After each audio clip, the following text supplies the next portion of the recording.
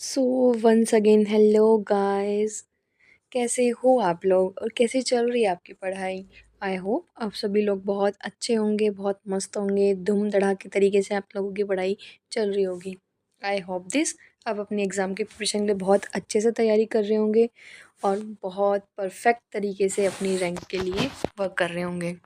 Okay, सो आज हम इस वीडियो में अपना chapter principle of inheritance and variation के इम्पॉर्टेंट क्वेश्चंस डिस्कस करने वाले हैं। देखो गाइज, ये जेनेटिक्स यहाँ पे स्टार्ट हो रही है। मेनली बच्चों का कंसर्न यही रहता है कि उनको जेनेटिक्स से बहुत डर लगता है, लेकिन आज हम जेनेटिक्स को बहुत एकदम हलवा कर देंगे। ठीक है, आपके सामने मैं 50 से 55 क्वेश्चंस लेके आने वाली हूँ। अच्छे से क्वेश्चंस को करना। मेरा मोटिव सिर्फ यही रहेगा कि क्वेश्चंस के थ्रू मैं आपको पूरी जेनेटिक्स समझा दूँ। ठीक है, मैंने पूरी कोशिश की है कि मैं हर पोर्शन से क्वेश्चन कैरी करूँ। फिर भी कहीं छूट जाता है तो आने वाली वीडियोज़ में मैं उनको कैरी करने की कोशिश करूँगी, क्योंकि जेनेटिक एक बहुत बड़ी यूनिट है अपने आप में। ठीक है, फिर भी मैंने पूरी कोशिश की है कि 80 टू 85 से 90% पोर्शन मैंने पूरा कैरी किया है चैप्टर्स का, क्वेश्चन के वाइज। उस हिसाब से हम पूरा चैप्टर कैरी करेंगे। ठीक है, बहुत इंपॉर्टेंट चैप्टर है, डरना बिल्कुल नहीं है, साथ मिल के करेंगे, एक एक चीज़ को समझते हुए करेंगे, बहुत ईजी तरीके से करेंगे। ठीक है, so let's get started. Okay, so our first question is, F1 generation resemble both the parents in? F1 पीढ़ी दोनों माता पिता में मिलती जुलती है, माता पिता से मिलती जुलती है किसके अंदर? एक बात बताऊं, हमने मेंडल के 3 लॉ पढ़े थे। Law of dominance, law of segregation and law of independent assortment. Law of dominance क्या कहता है कि माता या पिता के अंदर जिसके अंदर भी डोमिनेंट कैरेक्टर होंगे, ठीक है, वो F1 जनरेशन के अंदर डोमिनेंट कैरेक्टर शो होते हैं। ठीक है, रेसेसिव कैरेक्टर दब जाते हैं। ओके, अब इसने क्या बोला है? अब अपन को पता है कि F1 जनरेशन के अपने पास में 2 ड्रॉबैक निकल के आए थे। ठीक है, कौन कौन से? Incomplete dominance and को-डोमिनेंस।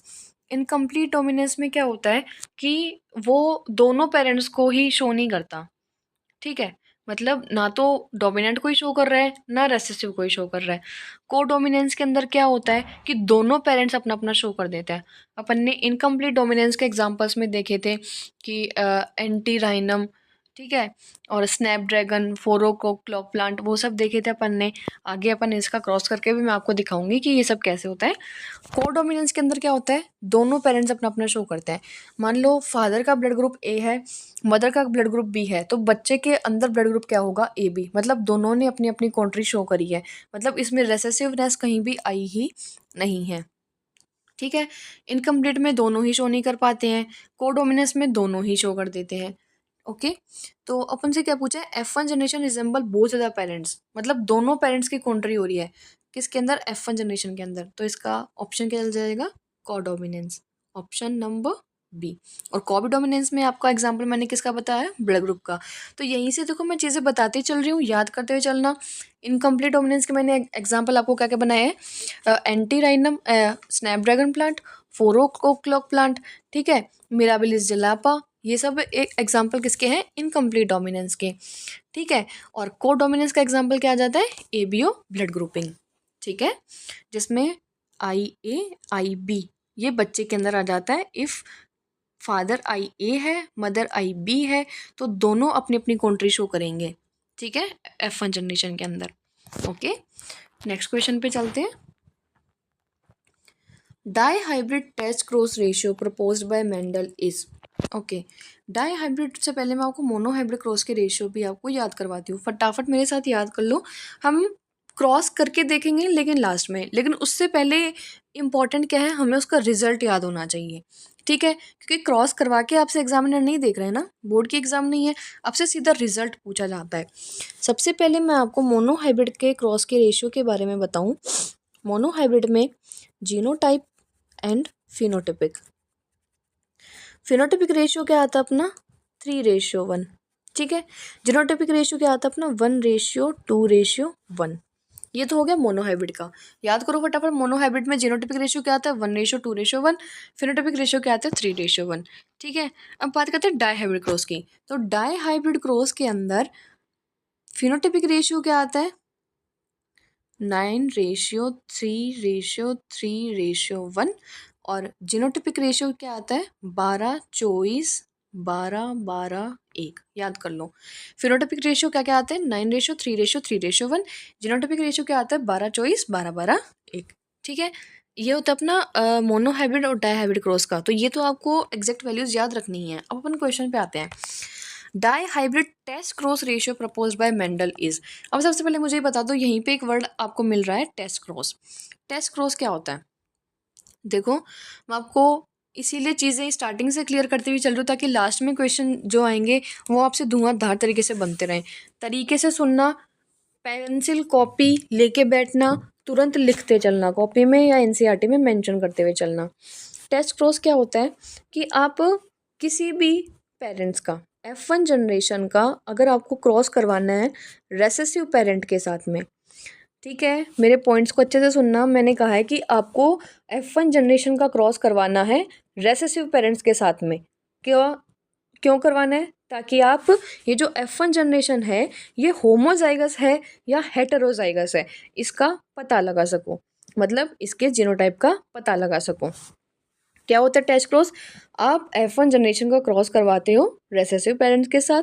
क्यों करवाते हो? क्योंकि आपको जानना है कि जीनोटाइप जो है F1 जनरेशन का वो होमोजाइगस है या हेटेरोजाइगस है। वो अपना क्या होता है? टेस्ट क्रॉस होता है। एक अपने यहाँ पे आता है बैक क्रॉस। बैक क्रॉस में क्या करते हैं कि अपन F1 जनरेशन का क्रॉस करवाते हैं आइदर या तो डोमिनेंट के साथ में या फिर रेसेसिव के साथ में, किसी के साथ में भी। ठीक है, ये होता है बैक क्रॉस। दोनों में डिफरेंस क्या है? टेस्ट क्रॉस क्यों करवाते हैं? क्योंकि अपन को F1 जनरेशन का जीनोटाइपिक रेशियो जानना है कि वो होमोजाइगस है या हेटेरोजाइगस है। ठीक है, क्या करवाते हैं? F1 का क्रॉस करवाते हैं रेसेसिव पेरेंट्स के साथ में। कई बार डेफिनेशन सीधी पूछ ली जाती है, अब की बार ही ये क्वेश्चन आया गाइस कि टेस्ट क्रॉस क्या होता है। क्या करते हैं? F1 का क्रॉस करवाते हैं किसके साथ में? रेसेसिव पेरेंट्स के साथ में। ओके, बैक क्रॉस में क्या करते हैं? F1 का क्रॉस करवाते हैं आइदर या तो डोमिनेंट या फिर रेसेसिव के साथ में। क्वेश्चन पे आते हैं। Dihybrid test cross ratio proposed by Mendel is. किस में पूछा है? डाईहाइब्रिड के अंदर पूछा है। डाईहाइब्रिड का मैंने अभी आपको याद करवाया है 2:9:3:3:1 और 12:24:12:1। वो कौन सा होता है? जीनोटिपिक। अपन से डाईहाइब्रिड टेस्ट क्रॉस का रेशियो पूछा है और किसका पूछा है? Mainly dihybrid. तो ऑप्शन क्या जाएगा अपना? 9:3:3:1। Option number D. Okay, sorry, आगे चलते हैं। Mendel's law were first proposed in the year. Mendel के नियम सर्वप्रथम किस वर्ष में प्रकाशित हुए थे? देखो, मेंडल ने 3 लॉ दिए थे, law of dominance, law of segregation and law of independent assortment. Okay, अब स्टार्टिंग में लोगों को क्या लगा था, क्योंकि मेंडल ने ना अपने काम के अंदर मैथमेटिक की कुछ चीज़ें यूज़ में ली थी। ठीक है, तो अब आपको पता है कि जब कोई इंसान नई चीज़ें करने की कोशिश करता है तो उसके जो अपोजिशन पार्टी है वो बहुत बढ़ जाती हैं। सेम मेंडल के साथ में हुआ। तो ओपोजिशन में सबने ये कहा कि बायोलॉजी के अंदर मैथमेटिक्स का क्या यूज़ आया भाई। ठीक है, तो उस टाइम ने उसने बहुत वर्क किया, उस चीज़ पे बहुत वर्क किया, लोगों की बातों को नेगलेक्ट किया और एक टाइम ऐसा आया जब उसने अपने काम को पब्लिश किया। कब पब्लिश किया उसने? 1866 के अंदर। ओके, 1866 के अंदर उसने पब्लिश किया अपने काम को। किस में कब पब्लिश किया था? ब्रुन नाम की एक बुक थी। ठीक है, मैगजीन बोल सकते हो, बुक बोल सकते हो। ब्रुन नामक एक मैगजीन या ऐसी बुक थी जिसमें मेंडल ने अपने काम को फर्स्ट टाइम प्रपोज किया था। कब किया था? 1866 के अंदर। ईयर बहुत इंपॉर्टेंट है, इस चैप्टर में आपको ईयर्स तो रटने ही रटने हैं। एक तो मेंडल के वो 7 साल 1856 से 1863 और 1866 में उसने अपने काम को पब्लिश किया था ब्रुन नामक बुक के अंदर। एंड 1900 के अंदर 3 साइंटिस्ट ने उसके काम को रीडिस्कवर किया था। कौन कौन थे? Tschermak, Karl Correns and Hugo de Vries. अच्छे से सुन लेना मैंने क्या बोले मेरी लाइनों को प्लीज़। ये जो मैंने लाइनें बताई हैं ये अपने आप में 4-5 क्वेश्चन उठा लेती हैं कई बार। ठीक है, तो मैं दोबारा रिमाइंड करवा देती हूँ। मेंडल ने 3 लॉ दिए थे, law of dominance, law of segregation, law of independent assortment. लेकिन उसमें अपोजिशन पार्टी बहुत ज़्यादा थी क्योंकि उसने फर्स्ट टाइम मैथमेटिक्स का यूज़ किया था बायोलॉजी के अंदर, लेकिन उसने कंटिन्यू अपने काम पे वर्क किया। 1866 ने उसने सबसे पहले बार अपने काम को पब्लिश किया ब्रुन नाम के बुक में। ठीक है, 1900 के अंदर उसके काम को रीपब्लिश किया गया उसके अंदर, और मतलब ये होता है ना कि उसको सजा के, मतलब मैटर पूरा इसने दे दिया था। ठीक है, सब कुछ सब्जी वब्जी सब मम्मी ने बना दी, आपने ऊपर से उसमें बटर डाल दिया, सिर्फ इतना काम किया है। ठीक है, तो वो 3 साइंटिस्ट ने किया था, कौन कौन थे? Hugo de Vries, Tschermak and Carl Correns. कब किया था? 1900 में। ओके, नेक्स्ट क्वेश्चन पे चलते हैं। मोनोहाइब्रिड रेशियो इज, अभी मैंने आपको मोनोहाइब्रिड रेशियो बताए, मैं आपको एक बार मोनोहाइब्रिड करवा के भी दिखा देती हूँ। ठीक है, ताकि आपको रटना ना पड़े। सपोज करो कि आपने कोई भी एक होमोजाइगस टोल प्लांट का क्रॉस करवा दिया। एक सेकेंड, मैं स्लाइड को अच्छे से सेट कर लेती हूँ। आपने होमोजाइगस टोल का क्रॉस करवा दिया होमोजाइगस रिसेसिव के साथ में। यहाँ से क्या आएगा? कैपिटल टी, यहाँ से क्या आएगा? Small T. F1 जनरेशन कैसी होगी? टोल होगी। ठीक है, अब अपन इसकी सेल्फिंग करवाते हैं, मतलब कैपिटल टी स्मॉल टी का क्रॉस करवाते हैं किसके साथ में? Capital T and small T के साथ में। एक चीज़ ये ध्यान रखना कि अपन ये जो यहाँ सॉल्व करते हैं वो किस में करते हैं? पन्नेट स्क्वायर में। ये बहुत इंपॉर्टेंट क्वेश्चन है, मतलब इतना इंपॉर्टेंट है ना, और इतना इजी क्वेश्चन है, हर साल पूछते हैं, मैं गारंटेड कहती हूँ कि हर साल पूछा जाता है कि किस में करवाते हैं? पन्नेट स्क्वायर में। और उसका साइंटिस्ट कौन था? Reginald C Punnett. ठीक है, अमेरिकन साइंटिस्ट था कौन? Reginald C Punnett. उसको किस में? डब्बों में बनाया जाता है, पन्नेट स्क्वायर बोलते हैं, जो आप ऐसे करके डब्बे बनाते हो ना, उसको पन्नेट स्क्वायर बोला जाता है। ठीक है, अपन ने क्या किया? कैपिटल होमोजाइगस टॉल लिया, होमोजाइगस रेसेसिव लिया। F1 जनरेशन अपन को टॉल मिलेगी। F2 जनरेशन के लिए अपन ने क्या किया? F1 की सेल्फिंग करवा दी। अब आपको इन डब्बों से नहीं करना, सीधा यहाँ से करना सिखा रही हूँ मैं। कैपिटल टी का क्रॉस करवाओ कैपिटल टी के साथ, क्या आएगा? Capital T capital T. Capital T का क्रॉस करवाओ स्मॉल टी के साथ, क्या आएगा? Capital T small T. Small T का क्रॉस करवाओ कैपिटल टी के साथ, क्या आएगा? Capital T small T. Small T का स्मॉल टी के साथ तो स्मॉल टी स्मॉल टी। अब जो मैंने आपको रेशियो बताया था, पहला तो बताया था मैंने आपको 3:1। ठीक है, और एक पहला मैंने एक तो आपको 3:1 बताया था, अरे यार वो गया, चलो कोई नहीं। 3:1 बताया था, और दूसरा मैंने आपको बताया था 1:2:1। 3:1 मैंने आपको क्या बताया था? फिनोटिपिक। अब एक बात बताओ, ये भी टोल आएगा, ये भी टोल आएगा, क्योंकि अपन ने देखा था लॉ ऑफ डोमिनेंस क्या कहता है कि जो डोमिनेंट करेक्टर है वो अपने आप को शो करता है। ठीक है, जनरेशन के अंदर रेसेसिव पेरेंट दब जाता है, तो ये भी टोल होगा, ये भी टोल होगा, तो तीनों टोल रहेंगे ना। फिनोटिपिक मतलब एक्सटर्नल अपीयरेंस उसकी कैसी होगी, जीनोटिपिक मतलब उसके इंटरनल चीज़ें क्या क्या हैं वो। ठीक है, डिफ्रेंशिएट कर पा रहे हो phenotypic ratio and genotypic ratio में? तो फिनोटिपिक तो ये तीनों टोल होंगे, खाली एक ड्राफ होगा। ठीक है, तो फिनोटिपिक रेशियो समझ में आया कैसे आया? 3:1। जीनोटिपिक रेशियो 1:2:1, मतलब एक तो प्योर टोल रहेगा, दो हेटेरोजाइगस टोल रहेंगे, और एक प्योर ड्राफ रहेगा। तो यहाँ से अपना क्या निकल के आता है? जीनोटिपिक रेशियो कौन सा? 1:2:1। समझ में आया? ये आपका क्या है? Monohybrid cross. सेम अगर मैं आपको थोड़ा सा डाईहाइब्रिड क्रॉस बता दूं कि आपने लिया प्योर टॉल प्लांट ले लिया, कैपिटल टी, उसकी ग्रीन पोड के साथ में आपने, हाँ, अब मेरे को पहले, चलो अगली स्लाइड पे देखते हैं कि आप ये मान लो कि पोड का कलर ग्रीन जो है वो डोमिनेंट है। ठीक है, आपने इसको करवाया ड्राफ प्लांट के साथ में, और येलो पोड। येलो प्लॉट कैसी होती है? रेसेसिव होती है। यहाँ से क्या निकल के आएगा? Capital D capital G. यहाँ से क्या निकल के आएगा? स्मॉल टी स्मॉल जी। अब इनका क्रॉस करवाओ। ठीक है, capital T small T, capital T small जी, कैपिटल टी स्मॉल टी। एक सेकेंड वेट, चलो मैं आगे आगे वाली स्लाइड पे बता दूँ, क्योंकि यहाँ पे बहुत कन्फ्यूजन हो जाएगा आपको। अभी अपन मोनोहाइब्रिड रेशियो पे थे, यहाँ पे आते हैं। मोनोहाइब्रिड रेशियो अपन ने देखा क्या क्या था? फिनोटिपिक रेशियो क्या क्या था उसका? 3:1। जीनोटिपिक रेशियो क्या था? 1:2:1। यहाँ पे अपन को मोनोहाइब्रिड रेशियो बोला खाली, अगर जीनोटिपिक बोला होता तो अपन क्या टिक करते? 1:2:1। अगर फिनोटिपिक बोला तो क्या टिक करते? 3:1। तो इसके ऑप्शन दोनों चल जाएंगे, option number B and option number C. हम नेक्स्ट स्लाइड पे एक मैंने क्वेश्चन डाला है डाईहाइब्रिड क्रॉस का, मैं वहाँ पे आपको समझाने की कोशिश करती हूँ, क्योंकि यहाँ पे आप कंफ्यूज हो जाओगे।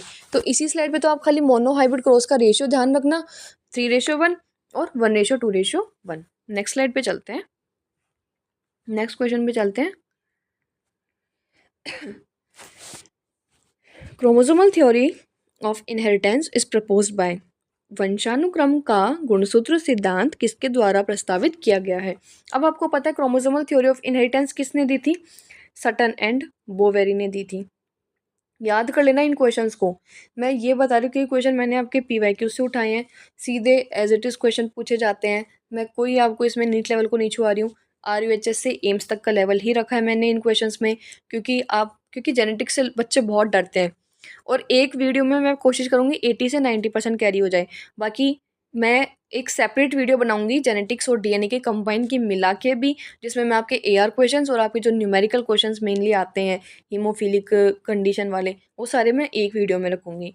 ठीक है, इसमें मैंने खाली पूरी थ्योरी कवर की है इस वीडियो में। ओके, अच्छे से पढ़ना, बहुत ईजी है, समझते हुए चलना। हर चीज़ को मैं आपको कॉन्सेप्ट क्लियर करके ही जाऊँगी आज की क्लास में। ठीक है guys, okay. Chromosomal theory of inheritance is proposed by Sutton and Boveri.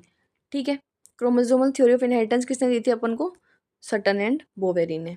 ये तो आ गया समझ में। लेकिन भैया ये बताओ कि क्रोमोसोमल थ्योरी ऑफ इनहेरिटेंस बोलती क्या है हमें, और कौन से ईयर में वो थ्योरी दी गई थी?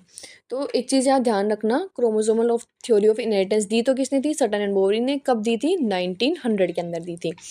ठीक है, 1900 में उन्होंने 1902 में दी थी। 1900 में तो उसका वर्क रिपब्लिश हुआ था। ठीक है, 1902 में सटन एंड बोवेरी ने अपनी थ्योरी दी थी और उसने क्या बोला था कि क्रोमोसोम जो होते हैं ना, वो कैरियर होते हैं किसके? अपने जेनेटिक मटेरियल के। क्योंकि अपन को भी पता है क्रोमोसोम के अंदर क्या होता है, जीन्स, और जीन्स के अंदर अपना क्या होता है? Genetic material, DNA। तो क्रोमोसोमल थ्योरी ऑफ इनहेरिटेंस कहती है कि क्रोमोसोम जो होते हैं ना, वो अपने कैरियर होते हैं जेनेटिक मटेरियल के, और क्रोमोसोम के ऊपर ही क्या प्रेजेंट होते हैं? अपने जीन्स प्रेजेंट होते हैं। ठीक है, आगे बात समझ में। तो एक सिंगल लाइन में उसने ये चीज़ बोली गई थी, उस लाइन को भी एकदम अच्छे से नोट कर लेना, मेरे माइंड में वो लाइन फिट है, मैं आपको बता रही हूँ, उस लाइन को हाईलाइट कर लेना सीधी, कि बिहेवियर ऑफ क्रोमोसोम जो है वो पैरेलल होता है किसके? बिहेवियर ऑफ जीन्स के। ये लाइन उन्होंने, उनकी बोली हुई लाइन है, तो कई बार ये सीधी पूछी भी जाती है कि behaviour of chromosome was parallel to behaviour of genes. किसने कही थी ये बात? Walter Sutton and Theodore Boveri ने। ठीक है, और क्या बोला था कि क्रोमोसोम जो होता है वो किसके कैरियर होते हैं? अपने जेनेटिक मटेरियल के। क्रोमोसोम के पास अपना क्या होता है? जीन्स होता है। जब क्रोमोसोमल सेपरेशन होता है तो उस क्रोमोसोम के साथ वो जीन जो है वो भी उसके साथ में, जो होमोजाइगस क्रोमोसोम होते हैं, ठीक है, होमोलोगस क्रोमोसोम होते हैं, जब वो सेपरेट होते हैं तो उनके जो जीन्स होते हैं वो भी क्या हो जाते हैं? सेपरेट हो जाते हैं। Chromosome as well as gene किस में आकर होते हैं? पेयर में। ये आपने 11th में बहुत अच्छे से पढ़ा होगा सेल वाले चैप्टर में, कि पेयर में आकर होते हैं क्रोमोसोम जीन दोनों। और दो अलील जो होती है ना जीन पेयर की, वो किस पे लोकेट होती हैं? अलील क्या होता है? जो जीन्स के ऊपर प्रेजेंट होती हैं। तो दो अलील जो है जीन पेयर की, वो किस पे लोकेट रहती है? Homologous site on homologous chromosome. आप इतना डिप मत जाओ, डरो मत, सीधा सीधा इतना याद रखो कि क्रोमोसोमल थ्योरी ऑफ इनहेरिटेंस किसने दी थी? सटन एंड बोवेरी ने। क्या कहता है कि क्रोमोसोम जो होते हैं वो कैरियर होता है किसके? जेनेटिक मटेरियल के, और बिहेवियर जो होता है क्रोमोसोम का पैरेलल होता है बिहेवियर ऑफ जीन के। इतना ही याद रखो, उसके आगे कंफ्यूज मत हो। आगे चलते हैं। अब polygenic inheritance in human being is, मनुष्यों में बहुजीनी वंशानुक्रम क्या है? अब यहाँ पे मैं आपको पॉलीजेनिक इनहेरिटेंस और एक होता है पिलियोट्रॉपिक जीन, इन दोनों को बताती हूँ क्योंकि बच्चे मेनली यहाँ कन्फ्यूज हो जाते हैं।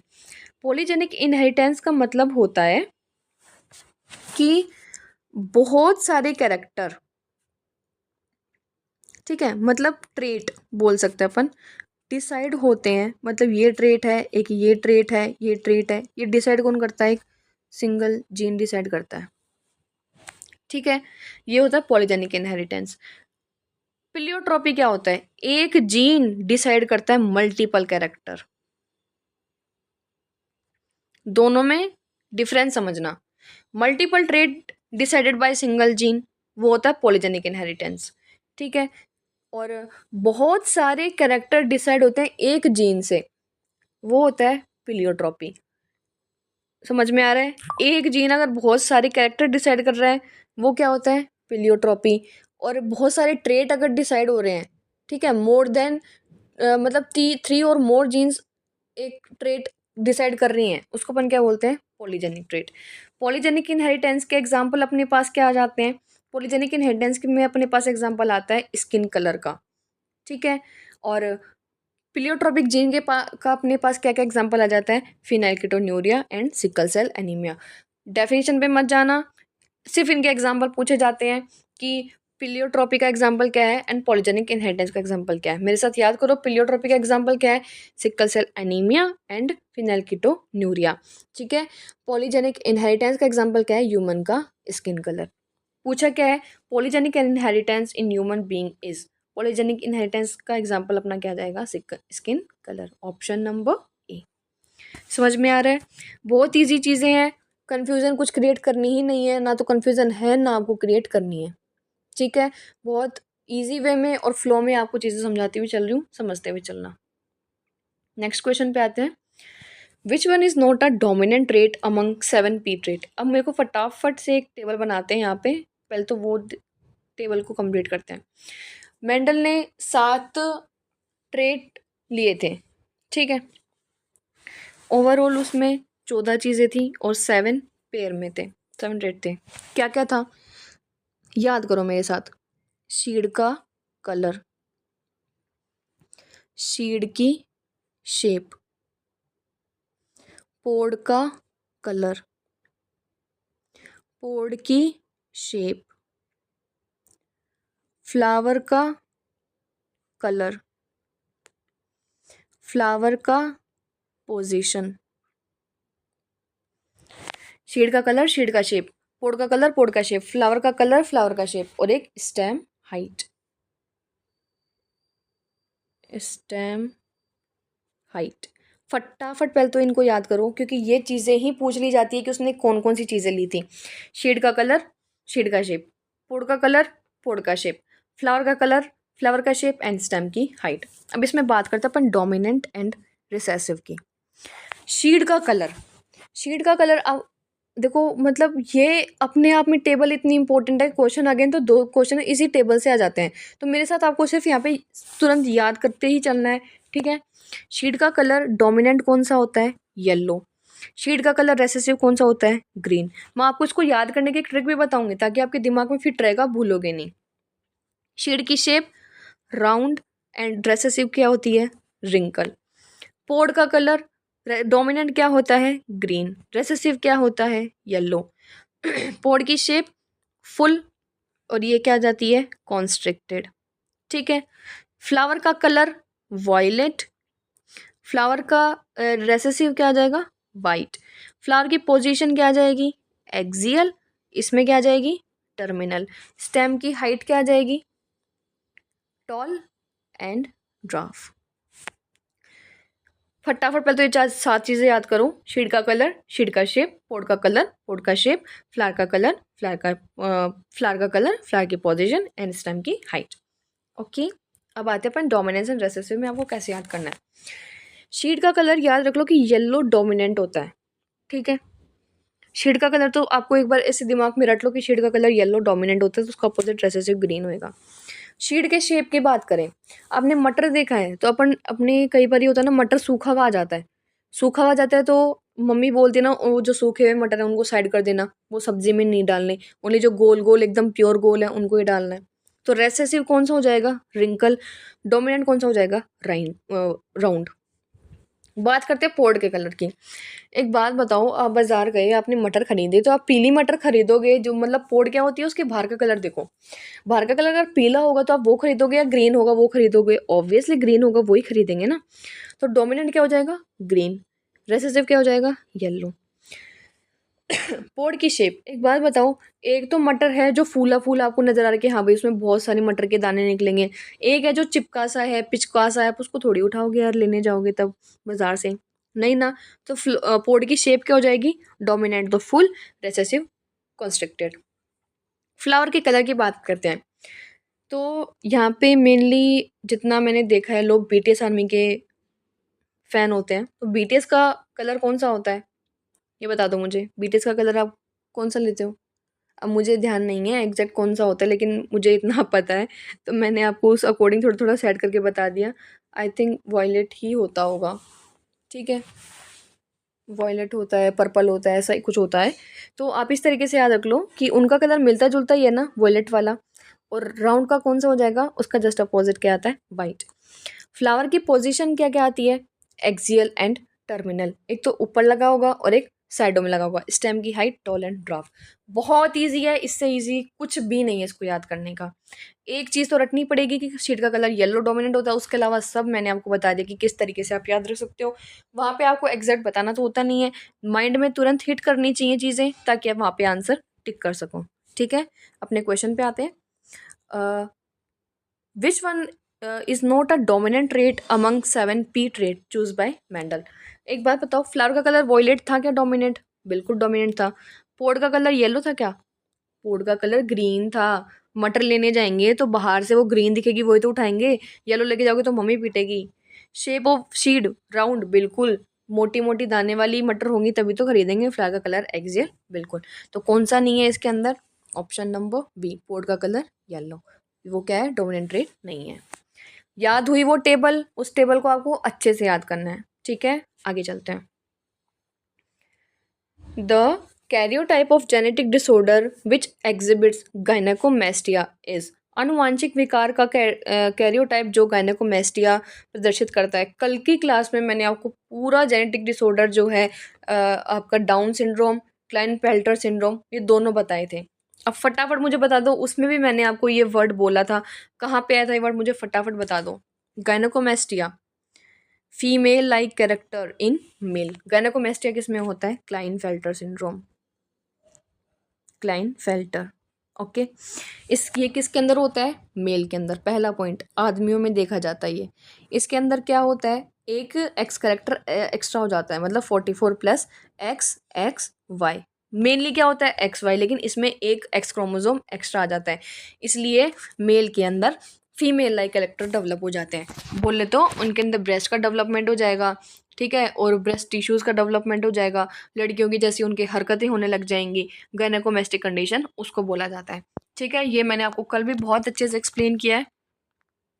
Karyotype of genetic disorder exhibit gynaecomastia. Gynaecomastia याद आते ही ध्यान रखना, female like character in male. किस में होता है? Klinefelter syndrome. क्लाइनफेल्टर सिंड्रोम के अंदर क्या आता है? 44 plus X X Y. Option number B. Okay, I hope आपको जेनेटिक्स बहुत अच्छे से समझ में आ रही होगी। मैं अपना पूरा 100% एफर्ट दे रही हूँ कि आपको बहुत सिंपल तरीके से, बहुत मज़ेदार तरीके से आपको जेनेटिक्स समझाने की कोशिश करूँ। प्लीज़ गाइस, अच्छे से पढ़ना। बहुत अच्छी यूनिट है, मेरी फेवरेट यूनिट है ये, इसलिए मैं पूरी कोशिश कर रही हूँ कि आपको अच्छे से समझा पाऊँ। ठीक है, बहुत ईजी क्वेश्चन आते हैं, लिटरली बहुत ईजी क्वेश्चन आते हैं, और बहुत अच्छे चैप्टर्स हैं। ठीक है, आगे चलते हैं। Okay, a cross between pure tall pea plant with green pod and dwarf pea plant with yellow pod will produce how many short F2 plant out of 16? हरी फली वाले शुद्ध लंबे मटर के पौधे और पीली फली वाले बोने मटर के पौधे के बीच संकर 16 में से कितने छोटे F2 पौधे उत्पादित करेगा? मैं चाहूँ तो आपको यहाँ ये भी कह सकती हूँ कि आप इस चीज़ को रट लो कि F2 जनरेशन का डाई हाइब्रिड क्रॉस का रेशियो क्या आता है, लेकिन मैं ऐसा नहीं करूँगी। मैं एक बार आपको समझाऊंगी ताकि आपको समझ में भी आ जाए, और रिजल्ट आपको अपने आप याद रह ही जाएगा फिर तो। ठीक है, जैसे जैसे बोला है वैसे वैसे सिचुएशन क्रिएट करते हैं। सबसे पहले एक सेकंड, इसने क्या बोला अपन को? Cross between pure tall pea plant. Pure tall pea plant, pure tall pea plant मतलब capital T with green pod. Green pod कैसी है अपनी? डोमिनेंट, तो अपन इसको क्या बोल सकते हैं? Capital G, capital G. Dwarf yellow pod, dwarf मतलब स्मॉल टी। येलो पोड कैसी अपनी? रेसेसिव, तो इसको अपन स्मॉल जी ले सकते हैं। समझ में आ रहा है? आपके सामने पनेट स्क्वायर बनाऊंगी, आपके सामने क्रॉस करके दिखा रही हूँ। मैं नहीं बोलूंगी आपको कि आप इसका रिजल्ट रटो, बिल्कुल नहीं रटना। समझो पहले, ताकि उसका जो रिजल्ट निकल के आएगा वो आपको रटना ना पड़े, अपने आप आपके दिमाग में फिट हो जाए। चलो इसका क्रॉस करते हैं। ठीक है, थोड़ी मेरे को स्लाइड पर ले लेती हूँ मैं। ओके, ठीक है। हाँ, हमने क्या क्रॉस करना है? हमने क्रॉस करना है capital T capital T capital G cross with small T small G. यहाँ से क्या निकल के आएगा? Capital T capital G. यहाँ से क्या निकल के आएगा अपने पास में? Small T small G. ठीक है, अब अपन इनको इनकी सेल्फिंग करवानी है। कैपिटल टी कैपिटल जी, ठीक है, कैपिटल टी कैपिटल जी की क्रॉसिंग करवानी है अपन को स्मॉल टी स्मॉल जी के साथ में। तो अपने पास क्या निकल के आएगा यहाँ पे result? Capital T small capital T और वहाँ से कैपिटल जी आया था, इधर से क्रॉस आया था अपना स्मॉल टी स्मॉल जी। इनकी क्रॉसिंग करवाओगे दूसरे के साथ में, क्या आएगा? कैपिटल टी स्मॉल जी, capital G small T, capital G small G. ये निकल के आ रहा है बिल्कुल। अब ये जो आया है इसको ही अपन को F2 जनरेशन के लिए इसकी सेल्फिंग करवानी है। मैं सेल्फिंग करवा के दिखा रही हूँ, मेरे पास स्लाइड थोड़ी छोटी है। कोशिश करना कि चीज़ें अपनी कॉपी में बनाते हुए चलना, रटना नहीं पड़ेगा। जेनेटिक्स रटने वाली चीज़ है ही नहीं, समझने वाली चीज़ है, अगर आप अच्छे से समझ पाते हो। ठीक है, हम आते हैं अपना क्या क्या रिजल्ट आया। कैपिटल टी, एक सेकेंड, अपना रिजल्ट आया है capital T capital G, capital T small G, small T capital G, small T small जी। अब इसकी क्रॉसिंग करवानी है किसके साथ में? Same, capital T capital G, capital T small G, small T capital G, small T small G. करो इसके साथ क्या आएगा? Capital T capital G capital G. इसके साथ capital T capital G small G. इसके साथ capital T small T capital G. इसके साथ capital T small T capital G small G. समझ में आ रहा ना मैं कैसे कर रही हूँ? एक बार इसका इसके साथ, इसका इसके साथ, इसका इसके साथ, इसका इसके साथ। आ गया समझ में? क्रॉस करना मैंने मोनो हाइब्रिड क्रॉस में भी आपको बहुत अच्छे से बताया था कैसे करना होता है क्रॉस। एक बार मतलब क्रॉस में जो ले रहे हैं मतलब दोनों का दोनों के साथ करा दो कुल मिला के। इसका लेंगे क्या आएगा? कैपिटल टी स्मॉल जी, capital T capital G small G. ठीक है, इस एक second, capital T capital G small G आएगा ना इसमें, मैंने आगे वाला ले लिया। अब ये लेंगे कैपिटल टी स्मॉल जी। अब इसका इसके साथ लेंगे capital T capital G small जी, कैपिटल टी स्मॉल जी। अब करो capital T capital T small T capital G. Okay, इसमें करो capital T capital G small G. इसमें करो small T capital G small T capital G small G. इसमें आ जाओ capital T small ji capital G small ji, capital T small G small G, small T small G small G, small T small G. I hope समझ में आया होगा। आपके पास copy pen है, तुरंत क्रॉस करके देखो मेरे साथ। ठीक है, इसमें टाइम लगना ही नहीं चाहिए आपको, ये ध्यान रख लेना। ये देखो कंप्लीट टोल और ग्रीन, ये टोल और ग्रीन, ये टोल और ग्रीन, ये टोल और ग्रीन, क्योंकि रेसेसिव वाला तो दब जाएगा। ये टोल और ग्रीन, ये टोल लेकिन कैपिटल टी, ये वाला कैपिटल टी स्मॉल जी टोल तो है लेकिन ग्रीन नहीं आएगा। क्या आएगा? येलो। ये toll green, toll yellow, toll capital T small T और ग्रीन।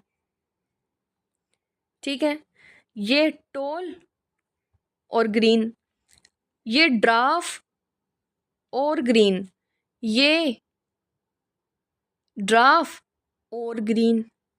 ठीक है, इसमें आ जाओ ये टोल और ग्रीन, ये टोल और येलो, ये ड्राफ और ग्रीन, ड्राफ और ग्रीन। यहाँ से अपना रेशियो निकल के आता है कौन सा? जो रेशियो अपन ने निकाला था 9:3:3:1। समझ में आ गया? मुझे पता है आप इसको बना के देखोगे, कोई 1% दिक्कत नहीं आएगी। अब इसमें ये बताओ 9 तो क्या थे अपने? टोल थे और ग्रीन थे। 3 अपने क्या थे? टोल थे और येलो थे। 3 अपने क्या थे? ड्राफ्ट थे और येलो थे। एक क्या था? ड्राफ्ट था, सॉरी ड्राफ्ट थे और ग्रीन थे। एक क्या था? ड्राफ्ट था और येलो था। समझ में आ गया? 9:3:3:1। टोल कितने आ गए ओवरऑल? 9 और 3 10 11 12 टोल हो गए। ड्राफ्ट पूछेंगे तो ओवरऑल ड्राफ्ट कितने आ गए? 4 आ गए। ठीक है, ग्रीन पूछेंगे तो 9 और 3 10 11 12 ग्रीन आ जाएंगे और 1 और 3 4 क्या आ जाएंगे? तो रटना नहीं है, बहुत ईजी है, बहुत ईजी है, बहुत सिंपल है। क्वेश्चन पे आते हैं। Cross between pure tall pea plant with green pod and dwarf इस पूछा क्या आपने, how many short F2 plant out of 16। अभी बताया शॉर्ट मतलब ड्राफ 3 ये और 1 ये, टोटल शॉर्ट कितने हो गए 4। रटने की कहीं नीड पड़ी नहीं। अगर आपको पनीर डिस्को बनाना आता है, आपको क्रॉस करना आता है, बहुत ईजी क्वेश्चंस हो जाते हैं सॉल्व करना। आंसर इसका क्या चल जाएगा अपना, option number B. I hope आपको समझ में आ रहे होंगे। प्लीज़ अगर आपको कहीं भी डाउट है मुझे कमेंट में ज़रूर पूछ लेना। ये जेनेटिक्स है, मैं आपसे बार बार बोल रही हूँ कि कमेंट्स में मुझसे अपने डाउट शेयर करना। मैं जितना हो सके आप लोगों के डाउट्स का रिप्लाई करने की कोशिश कर रही हूँ, पिछले के भी। बिल्कुल आप मुझसे डाउट पूछो बेझिझक होके, छोटे से छोटा डाउट भी आए। ये मत सोचो कि मतलब क्या सोचेंगे का, कुछ नहीं यार, डाउट डाउट होता है, चाहे वो छोटा हो या बड़ा हो। पूछो कमेंट में, मैं ज़रूर आपका रिप्लाई करूँगी, आपको ज़रूर उस चीज़ को क्लियर करने की कोशिश करूँगी। ठीक है, बहुत इंफॉर्मेटिव वीडियो होने वाली है ये, तो अपने दोस्तों के साथ शेयर कर दो, लाइक कर दो, सब्सक्राइब कर दो। आप लोग लाइक करते हो ना तो मुझे मोटिवेशन मिलता है। मैं सोचती हूँ कि बच्चों को मेरा पढ़ाया हुआ समझ में आ रहा है, तो मुझे और मोटिवेशन मिलता है कि यार मैं बहुत अच्छे से पढ़ाऊँ। सो प्लीज़ अच्छे से पढ़ो, लाइक करो और शेयर करो अपने दोस्तों के साथ, अपने कजिन्स के साथ, जो भी अपने ड्रीम कॉलेज में आना चाहते हैं यार, ताकि आप लोगों को और बेनिफिट मिल सके। ठीक है, नेक्स्ट क्वेश्चन पे आते हैं। The concept of inheritance with the gene on the same chromosome and with heredity is called sorry, समान क्रोमोसोम पर पास पास स्थित जीन्स के साथ साथ वंशानुगत होने की संकल्पना को कहा जाता है। मैं अब यहाँ पे आपको दो चीज़ें बताती हूँ। एक होता है लिंकेज, एक होता है रिकॉम्बिनेंट। लिंकेज का मतलब होता है पेरेंटल टाइप, रिकॉम्बिनेंट का मतलब होता है डिफरेंस। ठीक है, अब एक बात बताओ, एक मान लो ये क्रोमोसोम है, उसके पास ये जीन है, ये जीन है, ठीक है, आपने क्रॉस करवाया तो ज़्यादातर मान लो ये पास पास हैं तो चांसेस हैं कि ये दोनों सेम टाइम पे चली जाएं एक ही क्रोमोसोम में। लेकिन अगर ये एक क्रोमोसोम है, ये एक जीन यहाँ है, ये एक जीन यहाँ है, और इसने क्रॉस की इसके साथ में, इसके साथ में, तो चांसेस हैं कि ये दोनों जाएं या नहीं जाएं। ठीक है, तो यहाँ पे एक टर्म आती है कि अगर डिस्टेंस, मैं यहाँ पे आपको समझा देती हूँ ताकि आपको आगे कन्फ्यूजन ना हो। अगर डिस्टेंस ज़्यादा होगा, मैंने क्या बोला, अच्छे से मेरी बात को सुनना प्लीज़, लिख लेना इस चीज़ को कहीं भी, अपनी एनसीईआरटी में कॉपी पेन लेके कहीं भी लिख लेना। बहुत इंपॉर्टेंट लाइन बोलने जा रही हूँ, अच्छे से सुनना। डिस्टेंस अगर ज़्यादा होगा तो लिंकेज कम होंगे। लिंकेज होते हैं पेरेंटल टाइप। अभी मैंने बताया कि क्रोमोसोम पे अलग एक जीन ऊपर है, एक जीन नीचे है, तो लिंकेज मतलब पेरेंटल टाइप मिलने की चीज़ें कम होंगी, मतलब पेरेंटल जो रेशियो आएगा वो कम आएगा, रिकॉम्बिनेंट का रेशियो ज़्यादा आएगा।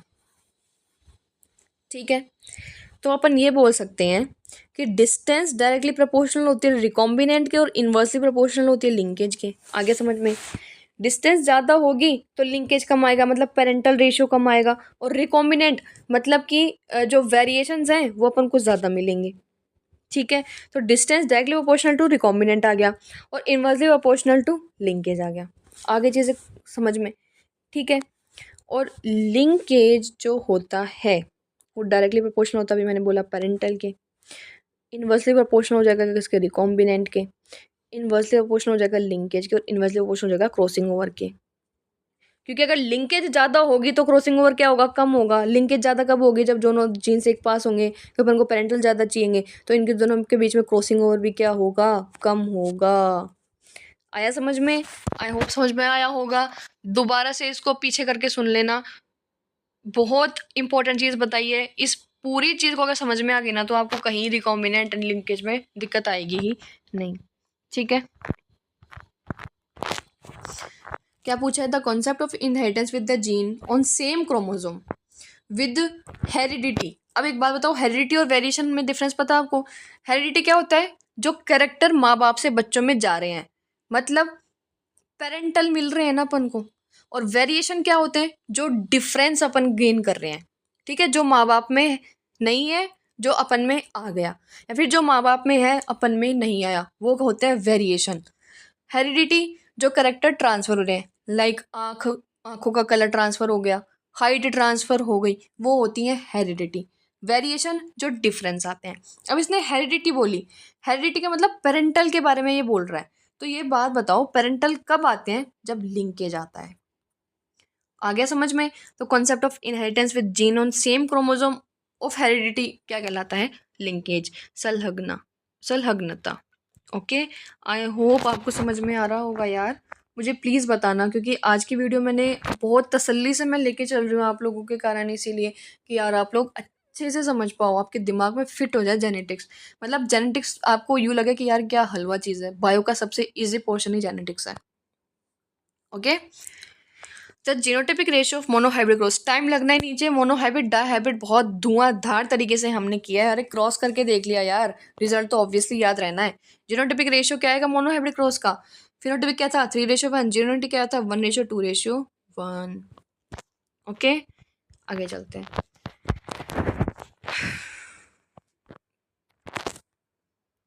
कहाँ थे अपन? ये कर लिया था अपन ने, कॉन्सेप्ट ऑफ इनहेरिटेंस देख लिया, जीनोटाइपिक रेशियो देख लिया।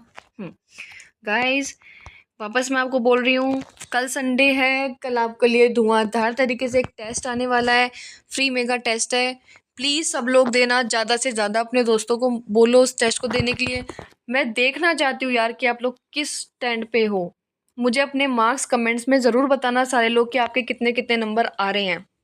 फिर उसके हिसाब से हम अपनी मेहनत को और बढ़ाएंगे। अगर 60 पे हैं तो 90 पे लाएंगे, 90 को 100 कैसे बनाना है वो भी हम आपको बताएंगे, 60 से 80 पे कैसे आना है वो हम आपको बताएंगे। तो अपने मार्क्स कमेंट करना, वो कब कर पाओगे? जब दे पाओगे। तो ज़्यादा से ज़्यादा अमाउंट में प्लीज़ आप लोग टेस्ट देना। और आपसे एक चीज़ और बोल रही हूँ, अभी भी आपके पास टाइम है, सिलेक्शन बुकलेट को बाय करो। ओनली 199 में आपको मिल रही है और आपको 3100 क्वेश्चन मिल रहे हैं। यार कहाँ 3100 और कहाँ 100? ओनली 100 क्वेश्चन आएंगे एग्जाम में और आप 3000 के ऊपर क्वेश्चन सोल्व कर लोगे। तो आप सोच सकते हो कि यार उसके बाहर कुछ बच जाएगा आपके लिए। बेनिफिट क्या है कि आपको हिंदी और इंग्लिश दोनों मीडियम में मिल रही है, तीनों सब्जेक्ट्स की मिल रही हैं। ठीक है, गोल्डन टेस्ट सीरीज हमने आपके लिए रखी है, जिसमें हम 4 टॉपिक वाइज टेस्ट दे रहे हैं और 7 फुल सिलेबस टेस्ट दे रहे हैं ओनली 149 रुपीज़ में, जो कि एक गोल्डन अपॉर्चुनिटी है यार आप लोगों के लिए। ये टेस्ट दे लो। मैं लिटरली बोल रही हूँ, जो आपका लास्ट टेस्ट का रिजल्ट है और जो आपका आरएचएस का रिजल्ट है, मिला के देख लेना यार क्या रिजल्ट रहता है आप लोगों का। ठीक है, आपको दोनों लैंग्वेज में टेस्ट मिल रहा है, हिंदी और इंग्लिश दोनों में। ठीक है, आपको चैप्टर वाइज नोट्स हम दे रहे हैं, बना बनाया मटेरियल आपको दे रहे हैं। हम आपको खाना पूरा बना के परोस के दे दिए आपके मुंह के सामने, हम आपके खाना ले गए, सिर्फ आपको तो खाना बच रहा है। आपके लिए हमने शॉर्ट नोट्स बनाए हैं, फॉर्मूला शीट बनाई है, कशिश थी आपके लिए इतनी मेहनत करके इन सब चीज़ों को लेके आई हैं। प्लीज़ यार इन चीज़ों का फ़ायदा उठाओ, ज़्यादा से ज़्यादा लोग क्वेश्चन सोल्व करो, ज़्यादा से ज़्यादा टेस्ट दो। ठीक है, और आपके लिए नोट्स प्रोवाइड करवाए जा रहे हैं ओनली 149 रुपीज़ में, और वो भी तीनों सब्जेक्ट के और बायलिंगुअल लैंग्वेज में। सो प्लीज़ फटाफट इन चीज़ों को लो, अपनी पढ़ाई को 4 चाँद लगा दो। 60 से 80 पे हम आपको लाएंगे, 80 से 100 पे हम आपको ले जाएंगे। बस आप करते चलो। ठीक है, ओनली 149 रुपीज़ में आपको ये सारी चीज़ें मिल रही हैं, हैंड रिटन नोट्स मिल रहे हैं आपको। तो इस मौके को आप प्लीज़ मत छोड़ना। ठीक है, अपने नेक्स्ट क्वेश्चन पे आते हैं। How many Barr bodies will be present in human cell containing the following number of chromosome? मैं बताऊंगी नहीं, मैंने कल आपको एक फॉर्मूला बताया है, याद करो, कॉपी निकालो, एनसीईआरटी निकालो, जहाँ भी लिखा है। अब आप खुद देख लो, ऐसे क्वेश्चंस आते हैं यार, तभी मैं आपको पहले से प्रिपेयर करती हुई चल रही हूँ आगे के लिए। धुआंधार तरीके से आंसर बरसा दो, आंसर की बारिश हो जानी चाहिए इस क्वेश्चन पे। तो क्या बताया था मैंने बार बॉडीज कैलकुलेट करने का formula? Number of x chromosome minus 1। गिनो, इसमें कितने आएंगे? 1 2 हैं। इसमें कितने आएंगे? 0। इसमें कितने आएंगे? 0। इसमें 2 हैं, कितने आएगा? 1। इसमें 2 है, कितना आएगा? 1। इसमें 3 है, कितना आएगा? 2। 100,112। देख लो कहाँ आ रहा है, 100,112, 100, 100,112,2023। आगे आप कैलकुलेट कर लेना, मैंने आपको फॉर्मूला दे रखा है, कल बहुत अच्छे से मैंने आपको बताया बार बॉडीज कैसे कैलकुलेट करते हैं। इससे इसी तरीका और कुछ नहीं है, सीधा फॉर्मूला है नंबर ऑफ x-1।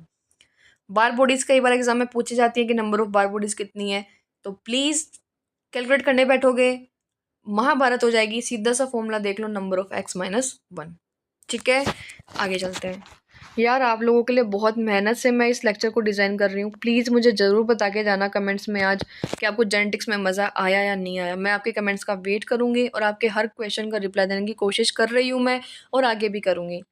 ठीक है? कमेंट में मुझे बता के जाना और लाइक करके जाना ताकि मुझे भी मोटिवेशन आए कि मेरा पढ़ाया हुआ आप लोगों को समझ में आ रहा है या नहीं आ रहा है। ठीक है? आगे चलते हैं। एग्जाम्पल ऑफ इनकम्प्लीट डोमिनेंस, अपूर्ण प्रभुत्व का उदाहरण। अभी मैंने आपको एग्जाम्पल याद करवाए थे, फटाफट मेरे साथ इनकम्प्लीट डोमिनेंस का एग्जाम्पल याद करो। Snapdragon, dog flower, एंटीरैनम।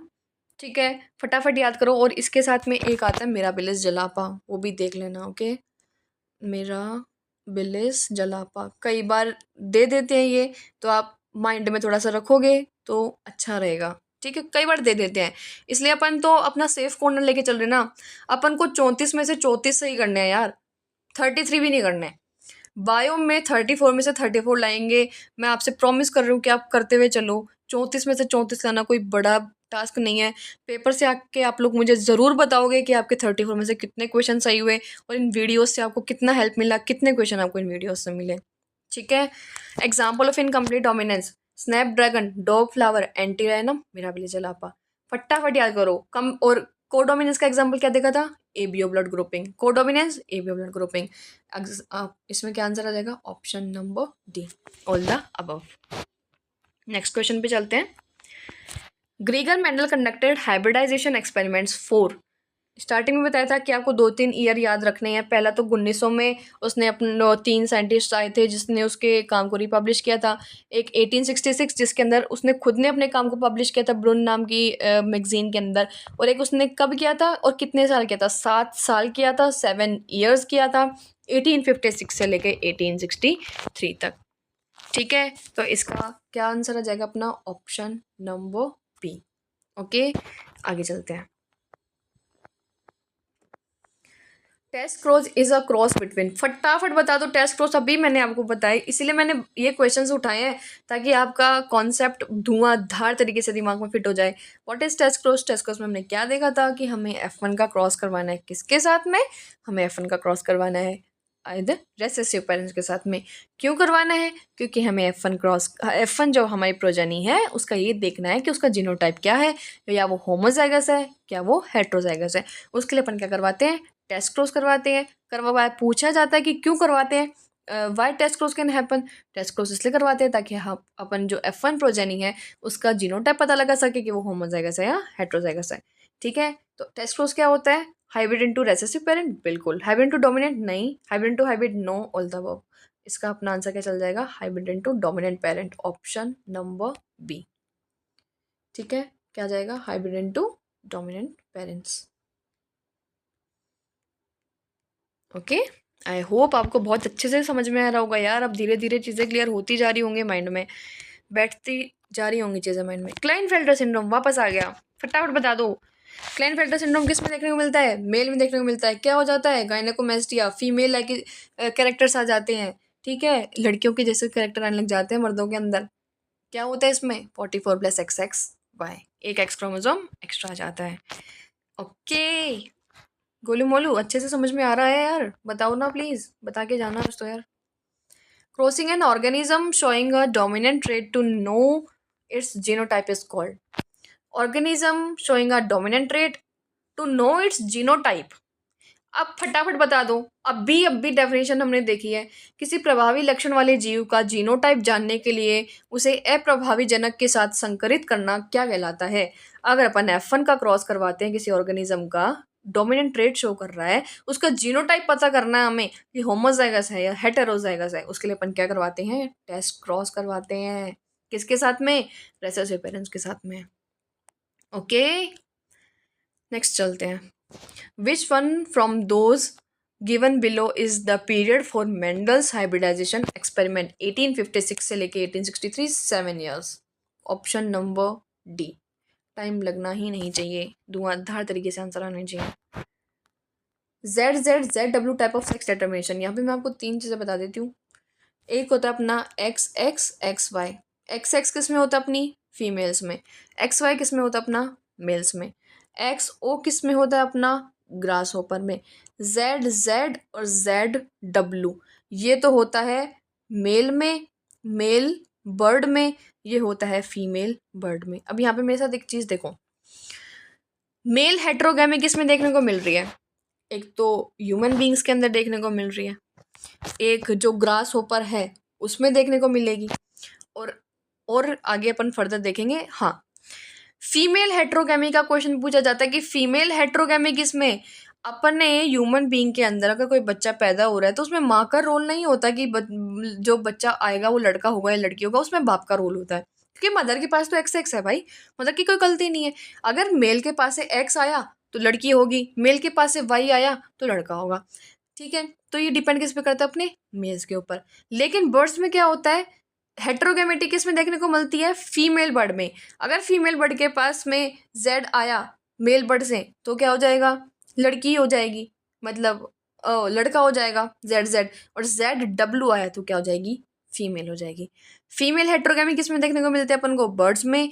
Mail heterogamy किस में देखने को मिलती है अपन को? ह्यूमन बींग्स में। ग्रास होपर का भी याद रखना क्या होता है? एक्सो होता है, जिसको टिड्डा बोलते हैं। Z Z Z W type of sex which in seen in किस में देखने को मिलेगा? प्लेटिपस, स्नेल, कॉकरोच या पिकॉक? ऑब्वियसली किस में देखने को मिलेगा? Peacock, option number D. आगे चलते हैं। Which three scientist independently rediscovered Mendel's work? चिल्ला चिल्ला के बोल रही यार, स्टार्टिंग से 1900 के अंदर 3 साइंटिस्ट ने रीडिस्कवर किया था, Hugo de Vries, Karl Correns and Tschermak. ये आपका PYQ है पिछले 1 साल पहले का ही, option number D. Which of the following character was not chosen by Mendel? फटाफट बता दो, हमने वो टेबल याद करी है। पोड का शेप, पोड का कलर, ठीक है, और फ्लावर का शेप, सॉरी पोड का कलर, पोड का शेप, ठीक है, शीड का कलर, शीड का शेप, फ्लावर की पोजीशन, फ्लावर का कलर, और स्टेम की हाइट। पोड का शेप था, बिल्कुल था। पोड का कलर था, बिल्कुल था।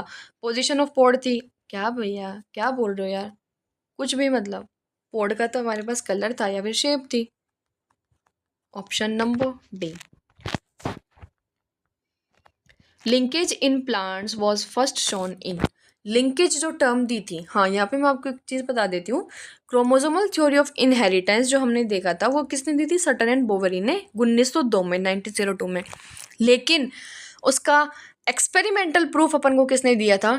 TH मॉर्गन ने, थॉमस हंट मॉर्गन ने। ये ध्यान रखना, एक्सपेरिमेंटल वेरिफिकेशन किसने दिया था क्रोमोसोमल थ्योरी ऑफ इनहेरिटेंस का? TH मॉर्गन ने। ठीक है, उसने क्या किया था? उसने किस पे एक्सपेरिमेंट किया था? आपको याद है, उसने ड्रोसोफिला मिलेनोगेस्टर के ऊपर काम किया था। और चलो वो आगे क्वेश्चन आएगा उसमें देखेंगे उसकी पूरी हिस्ट्री की, क्या किया था क्या नहीं किया। लेकिन ये ध्यान रखना, एक्सपेरिमेंटल वेरिफिकेशन किसने दिया था? TH मॉर्गन ने दिया था। ओके, और लिंकेज और रिकॉम्बिनेशन टर्म भी वहाँ से जो उसका टर्म आई थी वो कहाँ से आई थी? उसके जो उसने एक्सपेरिमेंटल वेरिफिकेशन दी थी वहीं से आई थी। उसने किस पे किया था? मेंडल ने तो काम किया था अपने किसके ऊपर? गार्डन पी के ऊपर। लेकिन उन्होंने काम किस पे किया था? स्वीट पी पे काम किया था। ठीक है, स्वीट पी का साइंटिफिक नेम क्या होता है? लेथाइरस ओडोरेटस। याद रखना, ये याद रखना। ओके, अच्छे से लिख लेना अपनी NCERT में, बहुत इंपॉर्टेंट चीज़ है ये। स्वीट पी को क्या बोलते हैं? लेथाइरस ओडोरेटस। एग्जामिनर आपको कंफ्यूज करने के लिए लेथाइरस ओडोरेटस भी दे सकता है।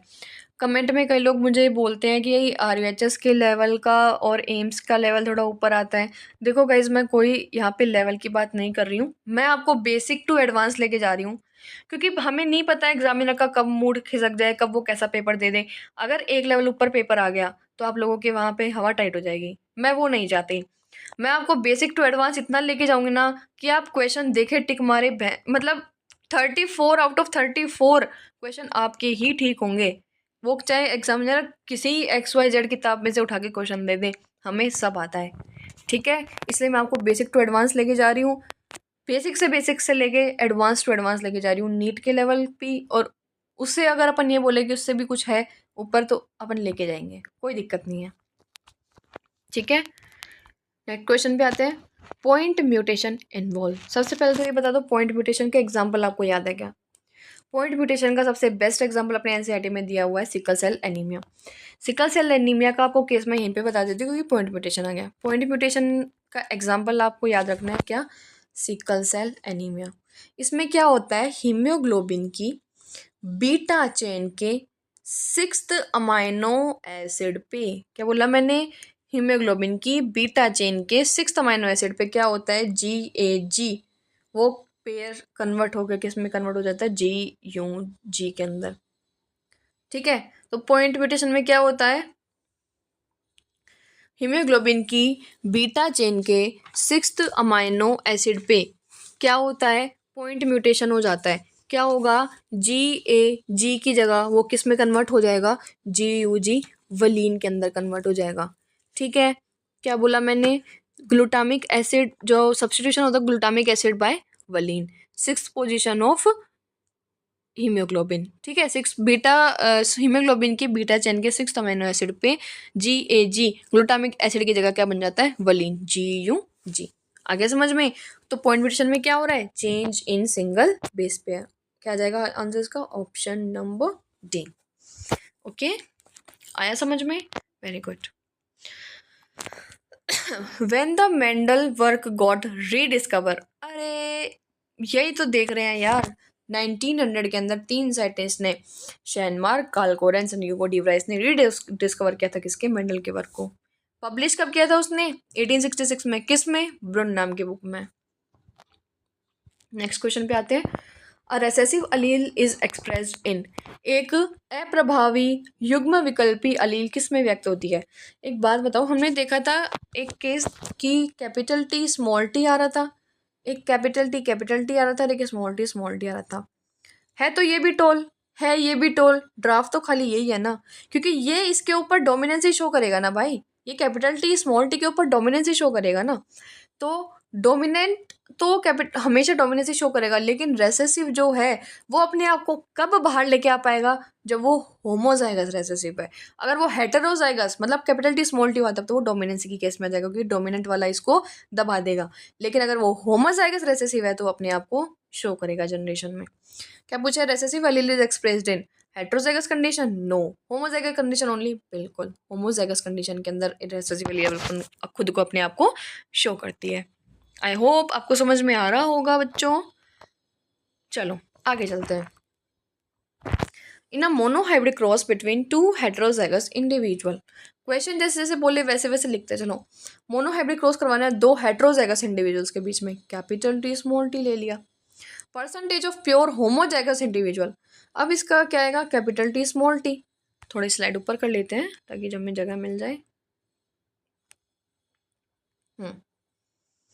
हमने लिया कैपिटल टी और स्मॉल टी, हमें क्या मिला, कैपिटल टी स्मॉल टी। इसकी सेल्फिंग करवा देंगे कैपिटल टी स्मॉल टी के साथ में, क्या मिलेगा, capital T capital T small T. इसका इसके साथ, फिर एक बार इसका इसके साथ, अब इसका इसके साथ, कैपिटल टी और small T small T.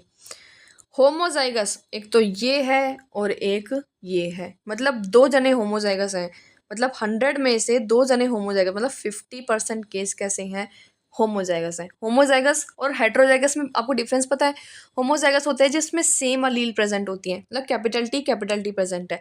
Heterozygous जिसमें डिफरेंट प्रेजेंट होती है, capital T small T. Question में अपन से क्या पूछा है, प्योर होमोजाइगस इंडिविजुअल, तो वो कितने हैं, दो थे, मतलब 50%, ऑप्शन नंबर बी। ओके, आगे चलते हैं। In sickle cell anemia glutamic acid is replaced by valine, अरे अब भी हमने देखा है। Which one of the following triplet code for valine, glutamic acid क्या होता है, ग्लूटामिक एसिड होता है GAG, वलीन क्या होता है, GUG। कहाँ होता है, हीमोग्लोबिन की बीटा चेन के 6th अमाइनो एसिड पे। कई बार पोजीशन भी पूछ ली जाती है, क्या पूछा है, वलीन, वलीन क्या होता है अपना, GUG, ऑप्शन नंबर डी। आगे समझ में, आगे चलते हैं।